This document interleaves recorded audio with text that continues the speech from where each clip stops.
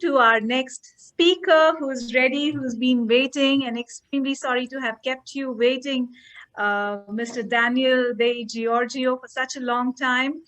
Daniel is the No founding problem. part. Thank you so much. Appreciate your patience and support all our audience who's been there since morning and You're welcome. with patience listening to all of us. Okay, so I move ahead. Daniel is the founding partner of Synergia Learning Center, BCM Forum of Argentina, with more than in the financial sector. He has worked in management positions in different international corporations. He advises companies in the implementation and optimization of business continuity management systems, crisis management, disaster recovery planning, information security, and cybersecurity. Daniel today is going to speak on business continuity management system, how, why, and for what. The virtual stage is all yours, Daniel. Okay. Thank you so much, Elizabeth. And good morning or good evening. I don't know exactly what time. Can you see my presentation okay? Let me know, please. Yes, we can see your Okay. presentation, we can see you, and we Okay. can hear you. Okay. Thank you so much, Elizabeth, and thank you so much, everybody. Good morning, good evening. I don't know exactly what time are you. I'm 8 time slots behind you, so it's a complex world, and I'm very proud and very thankful for having been invited to this Congress. And I would like to share with you some, in my point of view, important points of what business continuity management is and what ISO standards help us to implement a business continuity management system. So let me start introducing to you a complete model of the meaning of a business continuity management system applied to an organization. This is an ideal model which includes all the necessary functions before, during, and after the occurrence of a disaster. It is the objective to be met, but it requires maturity of processes and behaviors that cannot be achieved overnight. It is a process that requires time and several iterations, being able to be accelerated by regulation and legislation. Let me start with it. Suppose that you have understood your normal operations amount of operations. No, you know what your normal operational level is this line over here. And you also know what your minimum business continuity objectives are. This is not always a straight line, but for the graphic, I put it as a straight line. This is the level and the level of operations where you don't want to be under this level never, or a very short time, because your organization starts suffering a lot when it happens.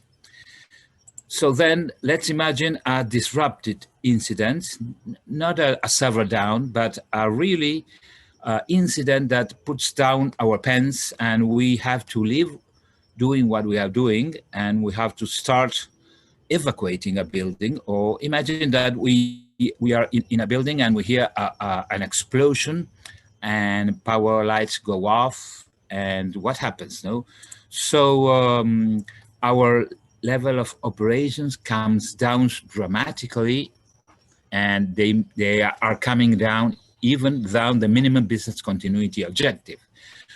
So what we are implementing in that situation is the emergency management. So we want to evacuate the building, and it's an immediate plan that you have to activate. We start evacuating, and in parallel, the crisis management team starts receiving information about what's happening. If there are people wounded, if there are people dead, what happened with the facilities? Are they available or not? Now then, they receive after all the people is evacuated and everybody is safe outside the building, that this situation means about 72 hours of non-access to the building. So they have to decide what to do. And they have to decide with information. One piece of information is the situation, 72 hours not accessing the building. But they have the support of a business continuity program that says which activities have to be implemented soon during these 72 hours to keep this level of operations in a manageable way. So they have to implement these plans and all what they have developed over the time to move the level of operation over these minimum business continuity objectives, because the organization is suffering a lot. This means operative plans, or it might be IT plans. If the data center has suffered the same disaster or the same incident, they have to activate also the technology plan. What they are wanting to do is move the operations level above this minimum business continuity objective, and also reach the RTO, the recovery time objective. Now, this continues until the restoration starts. No, the process goes on, but the company is operating. This is the importance of business continuity. The company is operating.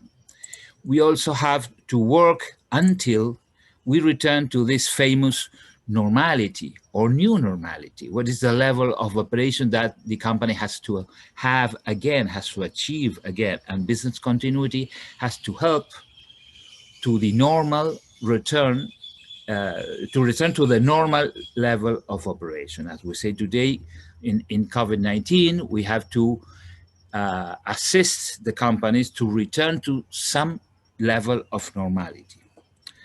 During all this period, we also have to keep our physical and cyber security plans. That is because during an incident, it may happen that the security drops down. So, or you have to relax some measures like transferring information from one side to another, not in a encrypted line, but maybe in a pen drive or in a disk. So you have to implement security models to preserve the security, the cyber security in that terms, and also keep the mitigation actions, because we have a business continuity plan, but we really don't want to use it every moment. So the mitigations measures have to be in place at every moment. So this is a corporate model. What we have to do, where do we have to go with the business continuity program? Now, how? ISO 22301 helps us in this PDCI life cycle, plan, do, check, act, the Deming life cycle. And in a process term, we have what stakeholders want for the BCM requirements. We know that the output is a business continuity project program managed, and inside is what ISO helps us with these 4 stations.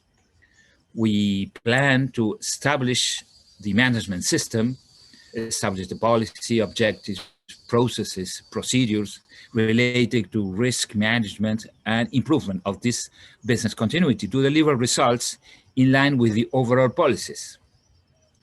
We also do implement and operate the management system, implement and operate the policy, the controls, the system, the processes, the procedures.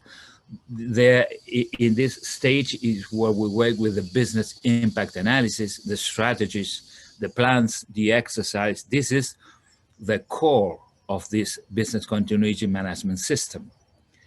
Then we also have to act and maintain and improve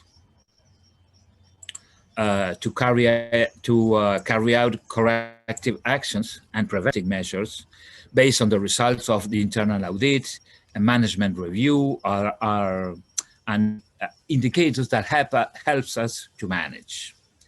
And we also have to maintain and improve this system, working hard, not as I said, as a photograph, but this must work as a film, as a movie. Okay, sorry, I pushed the wrong button. I apologize.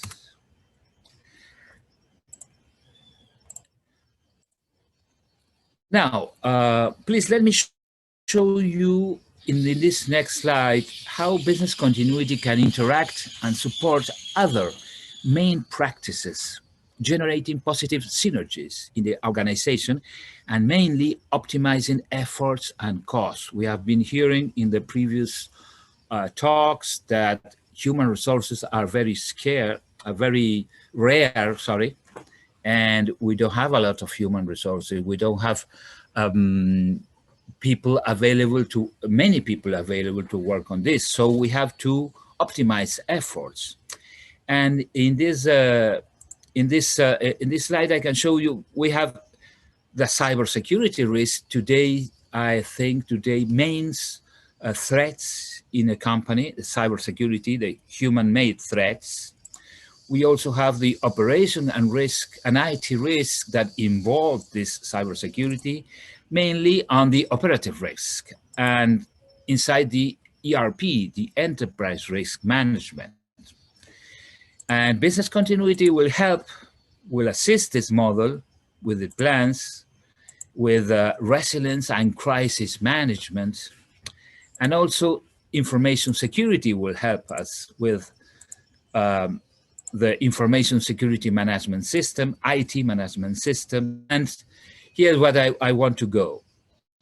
There are a lot of ISO standards that can help us to manage all this situation. We don't have to implement all the ISO standards, but let me show you ISO 31000 we had before, ISO 22301, ISO 22317 in the business impact analysis, or with business resilience 22316, or crisis management with the British standard 11200, and there is under development an ISO 22 standard here also. COVID for IT, objective controls, ITIL with this important framework to manage an IT installation, ISO 27 family with the information security management system, risk for information security, cyber security with 27032. The SIS controls, a very interesting framework that helps us to implement controls in information security. ISO 27035, that is information security incident management, cloud controls, and and the NIST framework also helps us. But I want to put all this in one slide to show you the importance of integrating, of generating these synergies. That means that if I'm working in my business continuity program, I don't have to start my risk management on my own. I can get support from the risk area. And also I can get support from the cybersecurity people. And the cybersecurity people are going to get support from the risk management and from business continuity when the incidents go through the company and we have to recover. No, so it's very, very important to include all these practices in one slot and to work together in the company.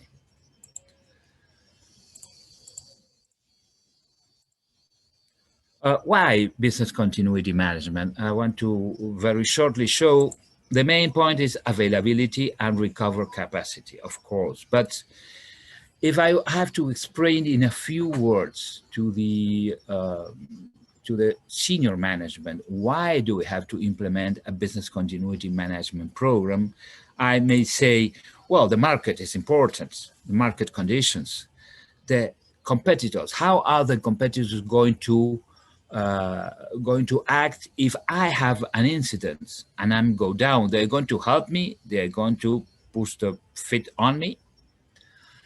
My product and service characteristic. I have very sensitive products, sensitive in terms of time recovery. For example, vaccines that they need the cold environment, and they cannot be outside the cold environment more than 1 hour.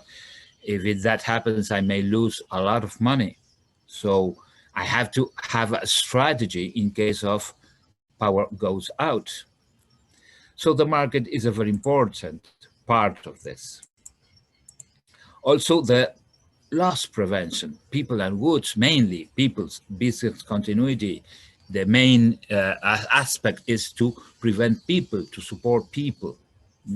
The environment, if I am an industry that can affect the environment, loss of profits, the main concern in companies today, critical services, critical infrastructure, if I am part of that critical infrastructure, operating management costs. Okay, there's a lot of things that we can support from business continuity for loss prevention.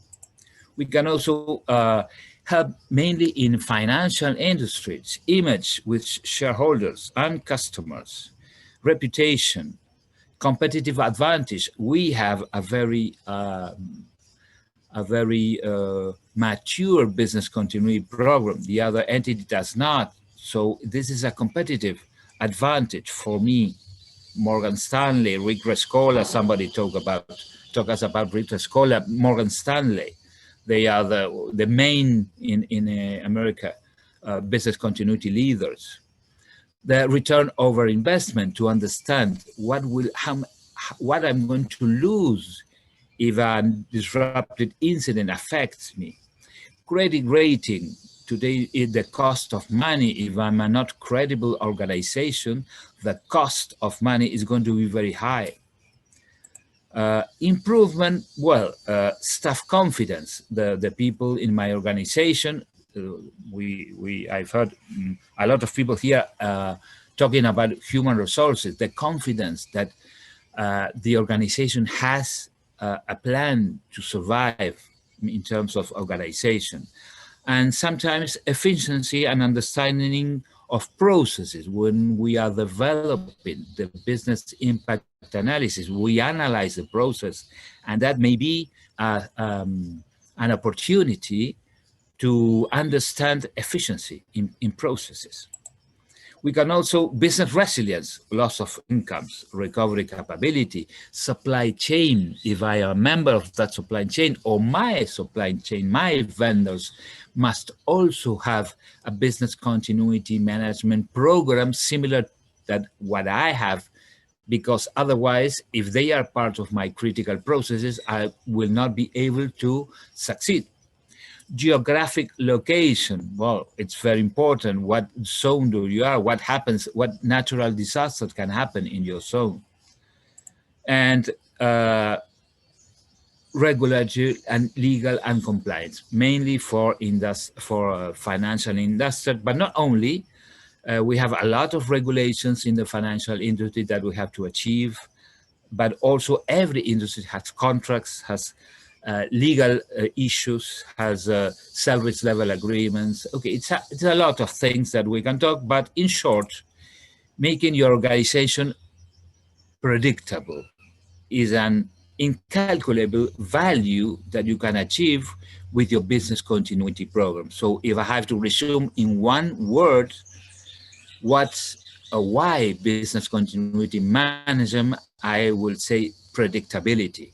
I think is the concept that, in short, resumes everything I have talked about.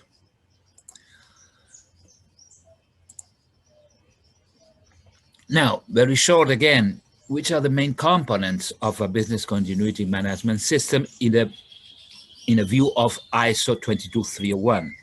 In the center, working during all the life cycle, is the policy, methodology, awareness campaigns, training campaigns. A business continuity management system works if it has people, trained people to work on it. Otherwise, it's not going to work. So this is the center. As Business Continuity Institute says, these are the management practices. The basement of the system is here. A good policy, a methodology. How are we going to implement that policy in my organization? And the awareness plan, the training plan. Then comes the technical practices divided in 5 steps.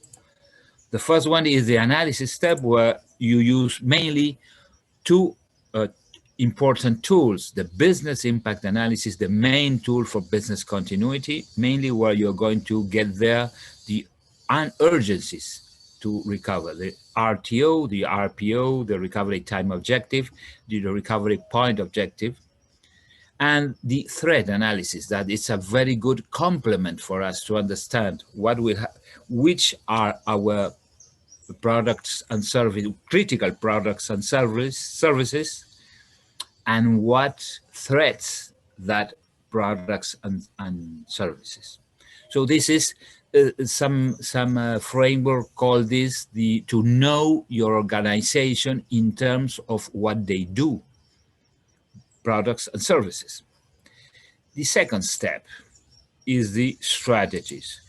With the output of the BIA and business impact analysis and the risk analysis, we have to develop strategies to achieve the RTO and the RPO and your objectives in terms of recovery. So you have to define what are you going to do to achieve that things.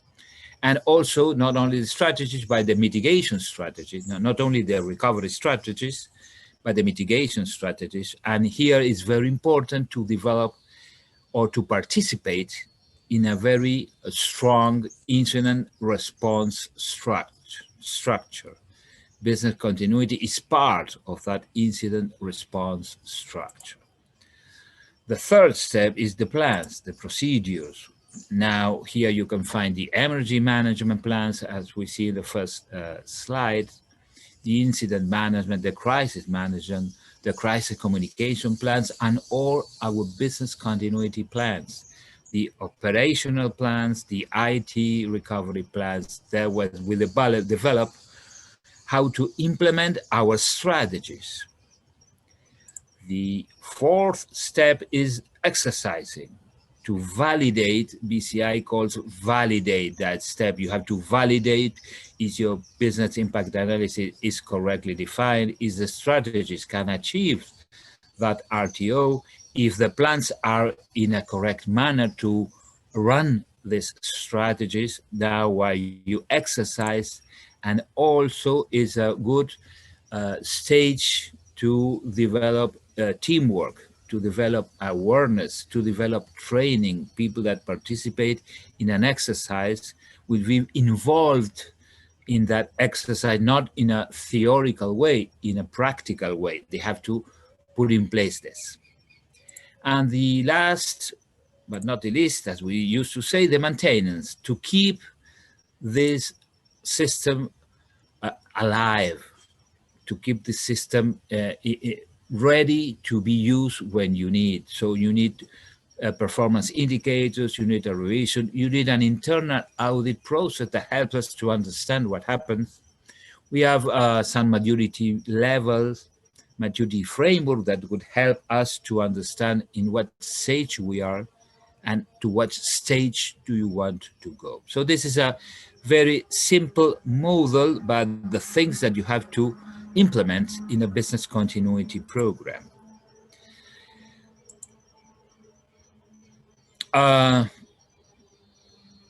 To close this presentation, I have the 2 last slides.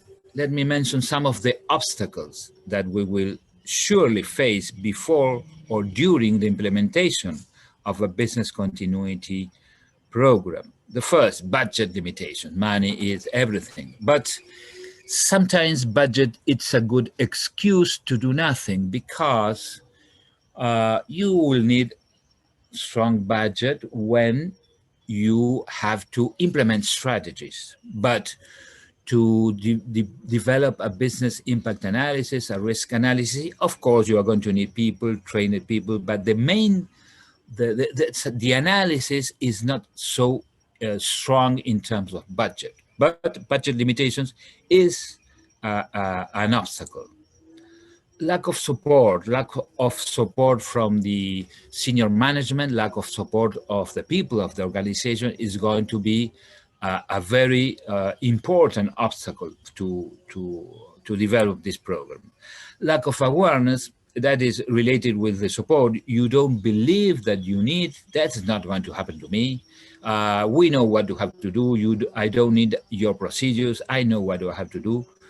Well, that is a very important obstacle that we have to work during the implementation to break that in a smooth way, not to break the head of the people, but to break this situation. Short history of local disaster. Well, this is for some regions that they say nothing happens here. I think no one in the world can say this now, but a couple of years ago or before the pandemic situation, many people said nothing happens here. We don't need a plan. Nothing happens. Lack of compromise, very related with lack of support. The people are focused in their operative work. They are focused in selling, they are focused in operating, and they don't want to compromise with something that they don't really understand why is happening. And idiosyncrasy. This happens mainly in Latin America. You are not Latins, but I am Latin, and I work with a lot of Latin American people. And idiosyncrasy is very strong. We are all Superman. Nothing's going to happen to us, and the things, of course, happen. And well, to end really finally, let me mention some of the key success factors that, in my experience, are essential when implementing a business continuity program. Know the business. It's very important for you to know the business, to learn the business. I always say I'm a consultant, but when people hire me, I demand you have to work with me because I don't know exactly your business. You know your business. So you have to transfer me your skills in terms of the business. I will transfer you my skills in terms of how a business continuity program will support your business. So know the business is very, very important.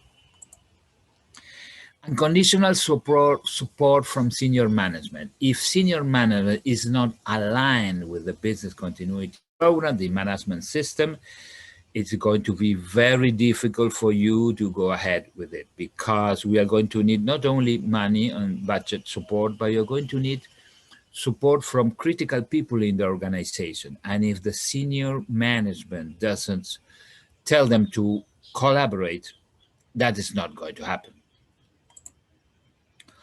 Search or find allies. In the senior management, we have to find an ally, one of those persons that can support us, can be the sponsor of our program, and he's going to help us a lot when the conflict starts. And he's going to talk to his partners in the senior management team and help us in that. So it's very important also. Custom plans for each business area.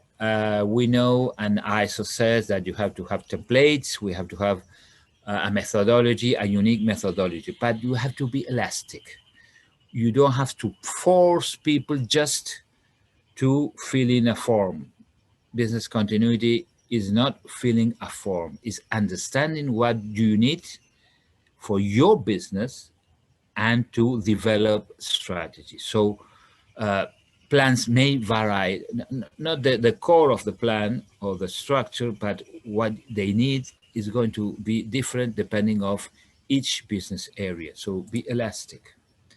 Co-responsibility of the business areas. It's not business continuity area who has to write down the plans, is the business area who have to write down the plans. So they have to be engaged. They have to work with us. We can support them with methodology. They have to make our own plans. Develop a business continuity culture, raising staff awareness. The awareness plan in Latin America is the most important plan to awareness, to keep people aligned with something will happen. We have to be prepared. Very, very important for us. Continuous process is not, as I said, it's not a photograph, it's a film, it's a picture. So we have to every day work to maintain, to keep, to update the plan. Otherwise it's going to get old. And when you need it, it's going to be old. Plans coordinated with suppliers and contracts adapted to business needs. It means that if you have a core vendor, you have to work with him and the plan, and he has to develop a business continuity structure similar as yours, but is it not an important vendor? Don't raise prices with extreme business continuity requirements. So that's all for today. Thank you so much for your attention. And if you have any question, I will be very pleased to answer to you. Thank you so much, Daniel. What a wonderful presentation. We do have 2 questions, and I will go straight to the question. Pratibha from our audience would like to ask, on what basis RTO is defined? In what basis? Okay, we have to understand what are the impacts on time if a process that gives place to a product and service, mainly products and service, the impact on time if these products and service are not delivered to our clients.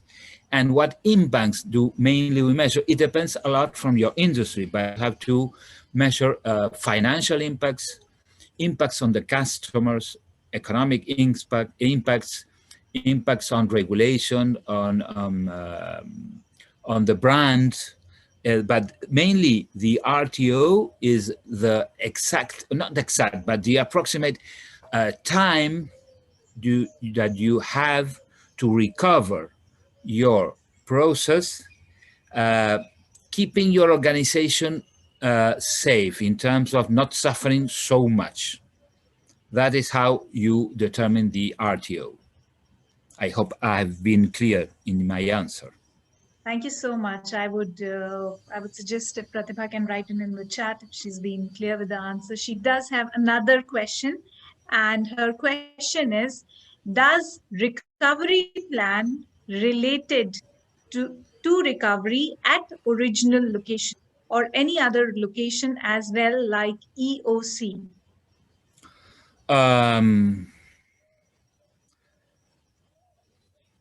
You want me to repeat? Yes, please. Does recovery plan? I'll repeat. Does recovery plan related to recovery at original location or any other location as well, like EOC? Okay, it depends on your strategy.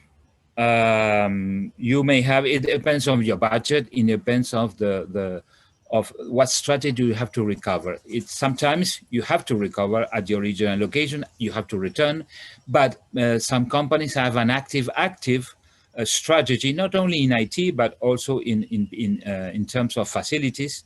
So it's not necessary to go back to your original location if you don't want, if you have the infrastructure to do so.